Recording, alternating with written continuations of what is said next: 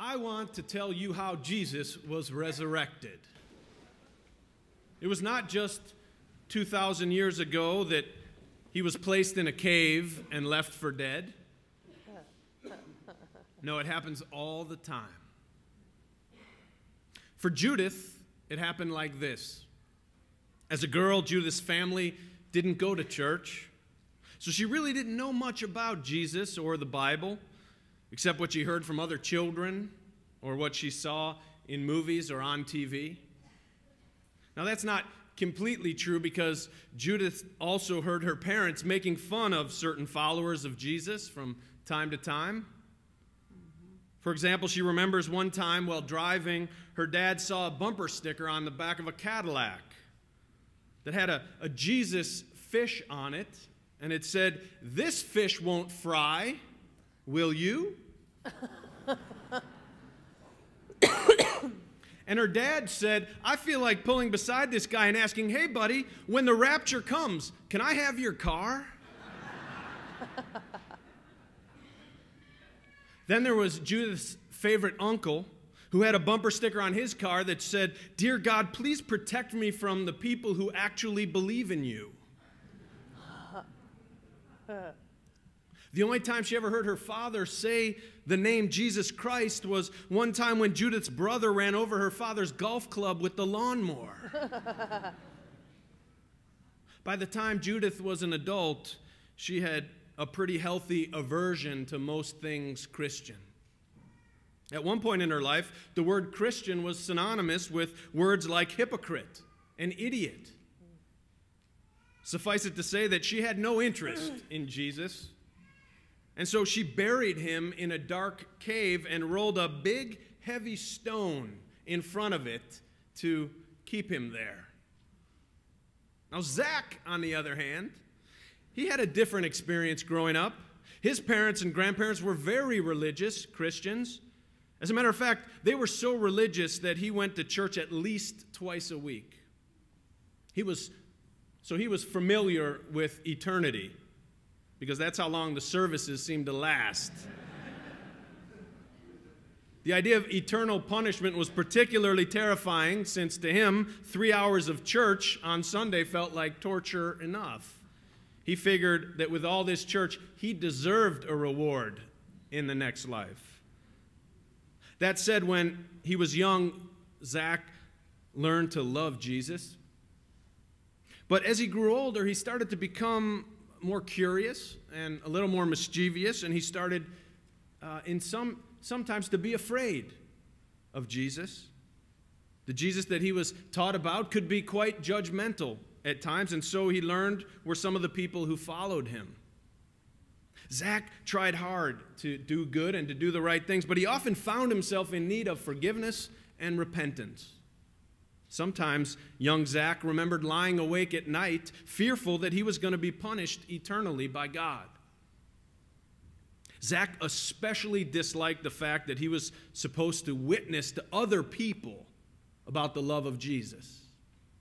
When he would come to church on Sundays, he would be asked if he had shared his faith that week, and when he had not, he felt guilty and like he wasn't good enough.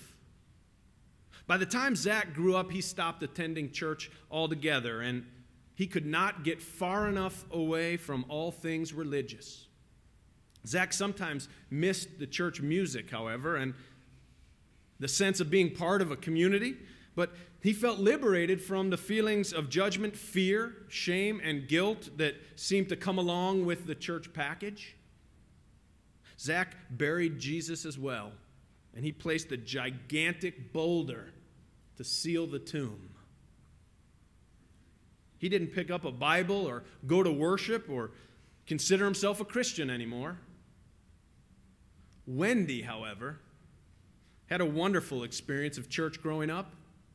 She remembered the Christmas pageant every year, the candlelight services on Christmas Eve, the church Easter egg hunt, and the summer camps. For Wendy, Jesus was the most loving and compassionate presence in her life. Her love, his love, had truly blessed her, and she gladly praised his holy name. Wendy could feel Jesus in her heart, and she never wanted to let him go or let him down.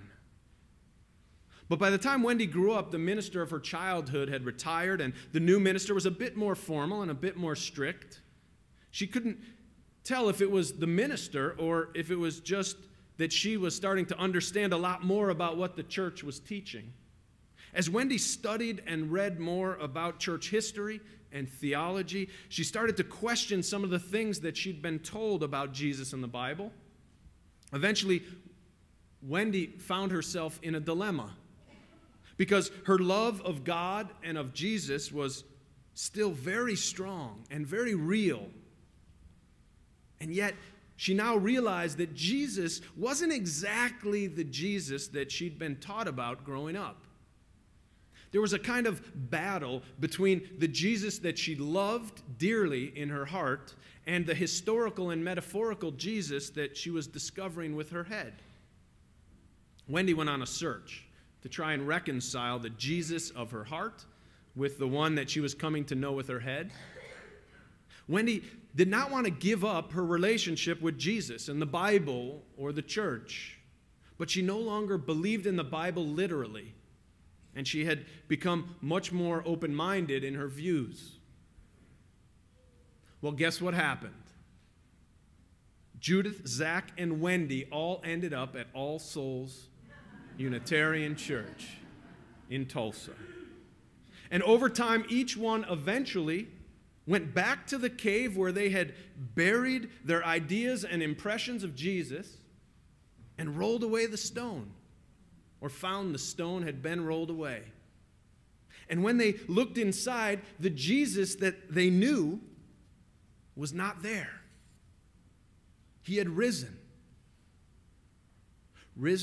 in their consciousness, and each one came to see and know Jesus again in a new and different way. He was no longer dead to them, and his story was not over. He'd come back to life, at least back into their life in a new way. In that sense, All Souls is an Easter church. It's a church where we don't focus all our attention on the ancient accounts of Jesus' resurrection, but rather, most of us share the common experience that in various and substantial ways, Jesus has been resurrected or represented in our own lives in a new way and in a new form. In that vein, I want to tell you how Jesus was resurrected for me. By the time I was a young adult, I had no interest in Christianity or the Bible or Jesus. These seemed to focus on rules and rigidity and repentance, and I was more interested in wine, women, and whiskey. Now, eventually I realized that underneath that longing was a deep yearning for spirituality and substance. I first turned to Buddhism and all things Eastern.